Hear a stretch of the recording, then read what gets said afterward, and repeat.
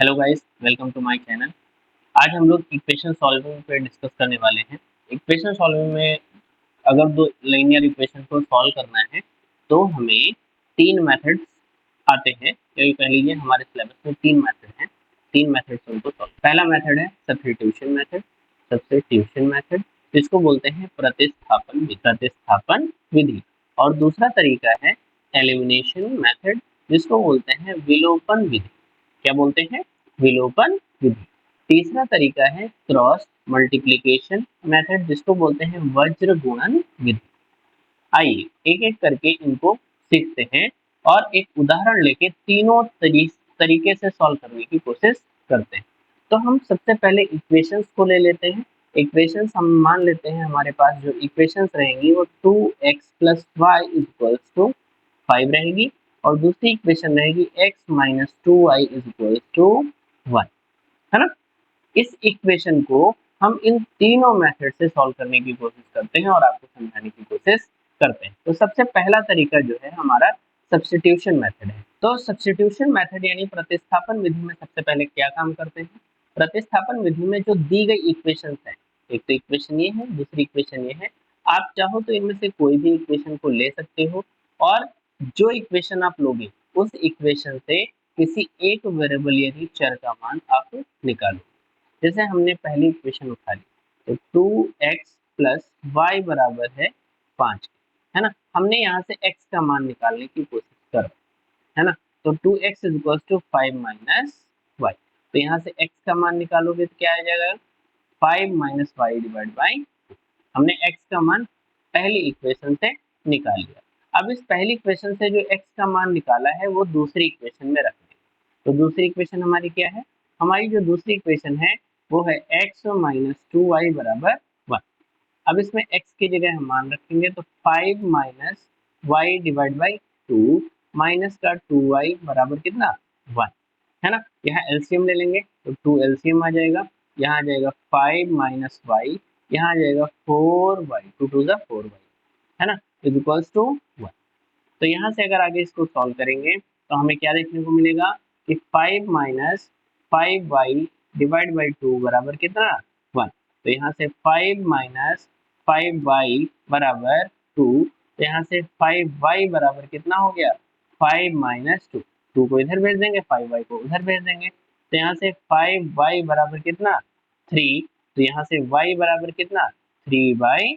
हमें एक वेरिएबल यानी y का मान मिल गया। अब इस एक वेरिएबल यानी y का मान जब हमें मिल गया है तो अब हम इस y का मान किसी भी इक्वेशन में पुट कर सकते हैं। पहली इक्वेशन हमारी थी 2x + y बराबर कितना? 5। तो यहाँ से 2x + y का मान कितना है? 3/5 = 5। तो 2x = 5 - 3/5 या 2x = 5 5 = 25 - 3 तो 22/5। तो यहाँ से x का मान आ गया 22/5 × 2। 2 से 22 कैंसिल हो गया यानी x का मान जो आया 11/5। तो हमें देखने को मिला है कि x का मान कितना आया? 11/5 और y का मान कितना आया? 3/5। ये हमारा आंसर हो जाएगा। और इस विधि को क्या कहते हैं? प्रतिस्थापन विधि। क्यों कहते हैं प्रतिस्थापन विधि? क्योंकि एक इक्वेशन से हमने एक चर का मान प्रतिस्थापित कर लिया है दूसरे चर। x का मान हमने निकाल लिया था y के रूप में, हमने एक चर का मान दूसरे चर में निकाल लिया और उस x के या उस चर का मान निकाल करके दूसरी इक्वेशन में रखा तो हमें दूसरी इक्वेशन से उस चर का मान निकल के मिल गया है। बात समझ में आ गई? इसीलिए इसको प्रतिस्थापन विधि बोलते हैं। मेथड ध्यान रखना है कि कोई भी इक्वेशन आप उठा लीजिए, उससे एक चर का मान निकालिए और उस चर का मान x का मान निकाल लीजिए या y का निकाल लीजिए, उसका मान किसी दूसरी इक्वेशन में रख दीजिए और आप वहां से इसको सॉल्व करके आंसर निकालिए। ठीक है, चलिए बात करते हैं एलिमिनेशन विधि पे, एलिमिनेशन मेथड पे, विलोपन विधि पे। इसमें हम लोग क्या काम करने वाले हैं? इन दोनों इक्वेशंस को विलोपन विधि से सॉल्व करने वाले हैं। ठीक है, अब ये दो इक्वेशंस हमारे पास हैं, ये वही इक्वेशंस जो भी सॉल्व की हैं। तो इन दोनों इक्वेशंस को हमें इस विधि से सॉल्व करना है। सबसे पहले क्या काम करेंगे? इस विधि में सबसे पहले आप चाहो तो x को ले लो, चाहो तो y को ले लो। अगर आप x को ले रहे हो तो x का गुणांक बराबर करो, अगर आप y को ले रहे हो तो y का गुणांक बराबर करो। यानी x का गुणांक चाहे बराबर कर लो चाहे y का, दोनों का नहीं करना, एक का करना है, चाहे x का करो चाहे y का करो, ठीक है। तो अगर x का गुणांक हमें बराबर करना है, यहाँ x के साथ 2 है, यहाँ x के साथ 1 है, तो हम इस इक्वेशन में 2 से मल्टीप्लाई करेंगे। तो इक्वेशंस क्या बन जाएंगी, इक्वेशंस बन जाएंगी 2x प्लस वाई बराबर 5, और दूसरी इक्वेशन बन जाएगी 2x minus 4y is equals to. अब इन कुछ इक्वेशंस का क्या करेंगे, अब इन इक्वेशंस को या तो जोड़ेंगे या तो घटाएंगे। तो क्वेश्चन आता है कब जोड़ेंगे और कब घटाएंगे, है ना। तो जिसको आपने बराबर किया है, जिसको भी आपने बराबर किया है, अगर उनके चिन्ह समान है, चाहे प्लस प्लस हो चाहे माइनस माइनस हो, अगर चिन्ह समान है तो इन इक्वेशंस को घटाते हैं। क्या करते हैं, घटाना होता है, इक्वेशंस को घटाना होता है, सब्ट्रैक्ट करना होता है। अगर घटाएंगे तो क्या करेंगे, कैसे घटाएंगे, तो घटाने के लिए जो नीचे इक्वेशन आपने लिखी है उसके चिन्ह बदल दीजिए, जो प्लस है उसको माइनस कर दीजिए, जो माइनस है वो प्लस कर दीजिए। अब यहाँ पे प्लस है तो हम माइनस कर देंगे, यहाँ माइनस है तो प्लस कर देंगे, यहाँ भी प्लस है तो हम क्या कर देंगे, माइनस कर देंगे। अब यहाँ पे देखिए जो आपने नए चिन्ह लगाए हैं उन्हीं चिन्ह को लेकर के काम करना है। यहाँ ऊपर देखिए 2x प्लस का था और यहाँ नीचे 2x माइनस का, कैंसिल हो जाएगा। यहाँ प्लस का y है और यहाँ प्लस का 4y, ये चिन्ह नहीं लेना है, नया वाला लेना है। तो प्लस का y है और प्लस का 4y है तो कितना हो जाएगा, प्लस का 5y। यहाँ प्लस का 5 माइनस का 2 कितना बचेगा, 3। तो y का मान जो निकल के आया, कितना निकल के आया, 3/5। कितना निकल के आया, 3/5। अब आप इस y का मान किसी भी इक्वेशन में आप उठा के रख दीजिए। तो हमारे पास पहली इक्वेशन है 2x प्लस वाई बराबर 5, इसमें हम y का मान जो है कितना रखेंगे, 3/5 इज इक्वल्स टू 5। तो 2x is equals to 5 minus 3/5, तो 2x is equals to 25 minus 3 divide by 5। तो 2x is equals to 22 divide by 5, x का मान 11/5। तो x का मान 11/5 और y का मान 3/5, जो कि आपको हमने पहले ही निकाल के बताया, है ना, प्रतिस्थापन विधि से सॉल्व करके बताया था। ठीक है, अब आइए इसी क्वेश्चन को हम y को बराबर करके आपको करके दिखाते हैं। तो अगर हमें y को बराबर करना है तो यहाँ देखिए 2y तो है, यहाँ y अकेला है, तो इसमें हम पहली इक्वेशन में 2 से गुणा करेंगे। तो यानी जो पहली इक्वेशन में, पहली इक्वेशन लिख लेते हैं 5 और दूसरी इक्वेशन है x minus 2y is equal to 1। अब आप यहाँ देखिए सिर्फ y है, यहाँ 2y है, तो इस इक्वेशन में 2 से गुणा करना पड़ेगा। तो इक्वेशंस क्या बन जाएंगी, इक्वेशंस बन जाएगी 4x plus 2y is equal to 10, और यहाँ इक्वेशंस क्या बन जाएगी, x माइनस 2y, इसमें तो कुछ किया नहीं तो ये ऐसे ही लिखी रहेगी, यस और नो। अब देखिए आपने y को बराबर किया है, और आपने y को बराबर किया है तो y के लिए एक प्लस है और एक माइनस है। तो हमने कहा था जब भी चिन्ह समान होंगे तभी घटाएंगे, और चिन्ह समान नहीं है तो जोड़ेंगे। तो इक्वेशंस को अब यहाँ क्या करना है, जोड़ना है, जोड़ेंगे। तो हमें इस इक्वेशन को क्या करना है, जोड़ना है, जोड़ना है। तो जोड़ने में कभी भी नीचे वाली इक्वेशन या ऊपर वाली इक्वेशन किसी तरह के कोई भी चिन्ह को बदलना नहीं होता है। अभी आप यहाँ देखिए ये प्लस का है ये माइनस का है, कैंसिल हो जाएगा, ये प्लस का है ये प्लस का है तो जुड़ जाएगा, 4 और 1 कितना हो जाएगा, 5x हो जाएगा इज इक्वल्स टू, यहाँ भी प्लस का है तो कितना हो जाएगा, जुड़ जाएगा और 11 हो जाएगा। तो x का मान कितना आ जाएगा, 11/5। अब x का मान उठा के किसी भी इक्वेशन में रख दो।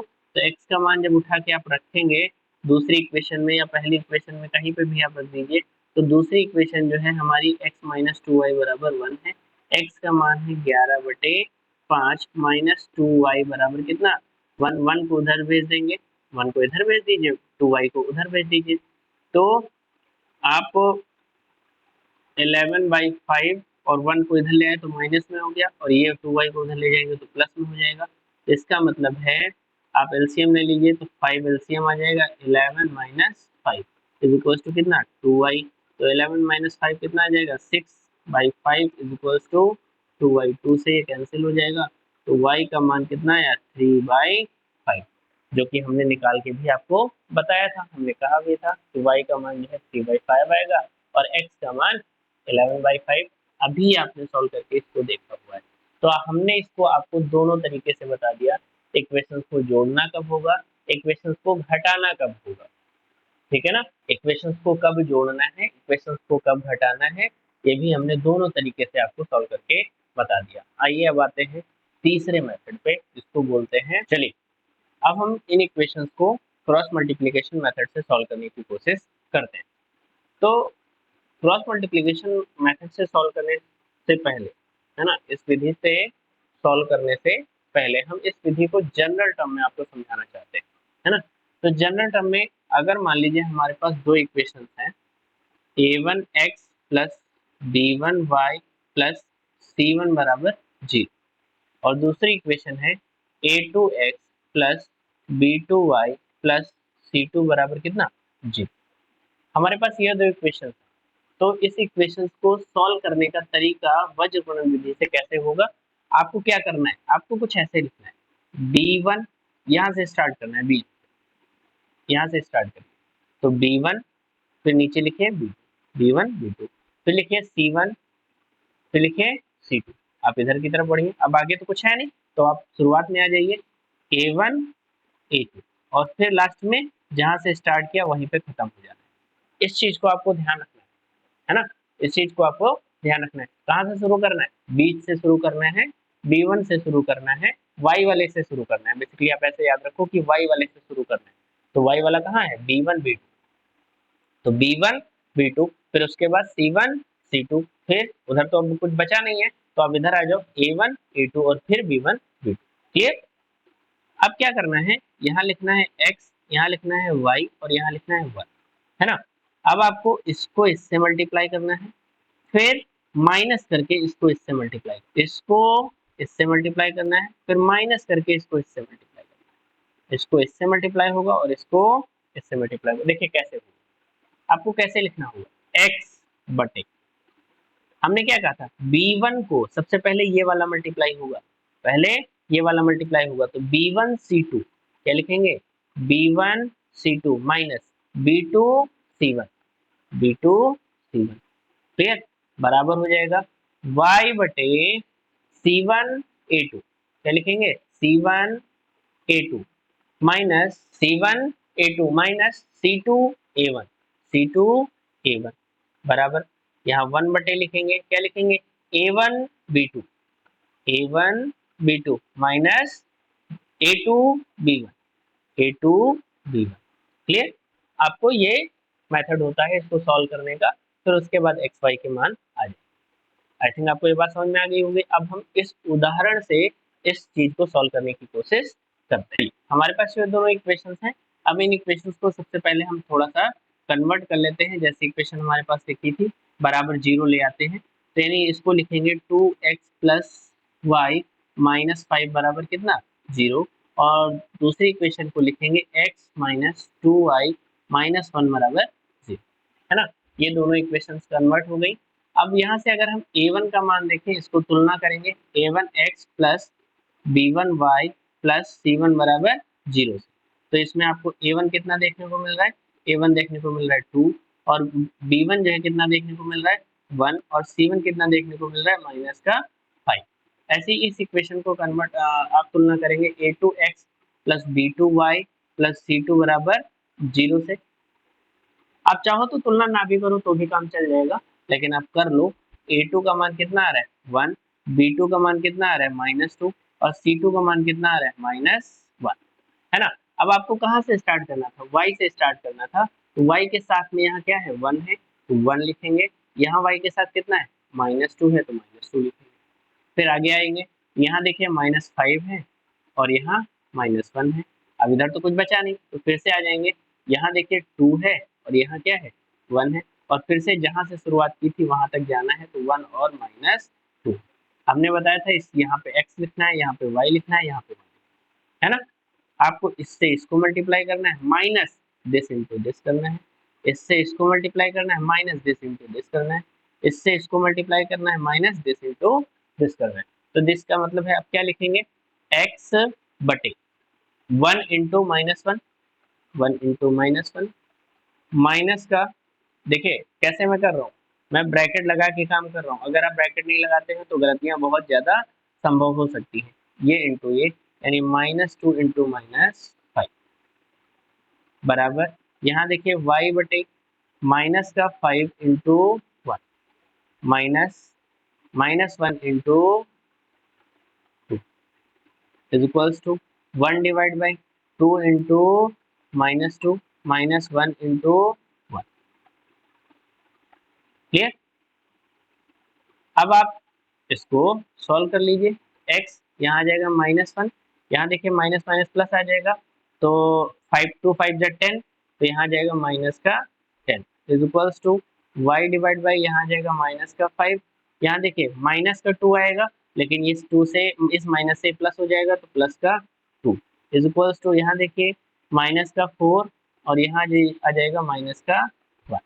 तो यहाँ से आप देखने को मिल रहा है x बटे -11 इज इक्वल्स टू y बटे -3 is equals to 1 by minus का 5। माइनस माइनस माइनस, जो चीज तीनों में रहेगी वो चीज कट जाएगी, जो चीज तीनों में रहेगी वो चीज कट जाएगी। तो यहाँ से आपको क्या देखने को मिला, यहाँ से आपको देखने को मिला, यहाँ से आपको क्या देखने को मिला, यहाँ से आपको देखने को मिला कि x by 11 is equals to y by 3 is equals to 1 by 5। अगर आप इन दोनों को लेंगे तो यहाँ से y by 3 is equals to 1 by 5, तो यहाँ से अगर आप देखेंगे तो y बराबर 3 बटे 5। और इसके साथ साथ अगर आप इसको और इसको ले लेंगे तो यानी x बाई, चूंकि तीनों बराबर हैं आप किसी को किसी के साथ ले सकते हो, तो x by 11 is equal to 1 by 5, तो x का मान 11 बाई 5। ठीक है, तो यहाँ से देखिए x का मान 11 बाई 5 आ चुका है और y का मान कितना आ रहा है 3 बाई 5। तो जो वज्र गुणन मेथड है इससे भी आंसर उन इक्वेशंस का जैसा पहले आया था वैसा ही आ रहा है। तो आई होप ये आपको कॉन्सेप्ट समझ में आ गए होंगे। इन इक्वेशंस पे बेस्ड क्वेश्चंस आगे हम लोग करेंगे। एक वीडियो और इसका और सोच रहे हैं लाएंगे जिसमें हम लोग कॉम्प्लेक्स क्वेश्चन के एनालिसिस करेंगे, जिसमें अच्छे क्वेश्चन, जिसमें मानना होता है क्वेश्चंस को, जो डायरेक्टली क्वेश्चंस नहीं होते हैं, और इन्हीं विधियों से, इन्हीं में से किसी भी विधि से सॉल्व करने की कोशिश करेंगे। आज की वीडियो के लिए बस इतना ही। धन्यवाद।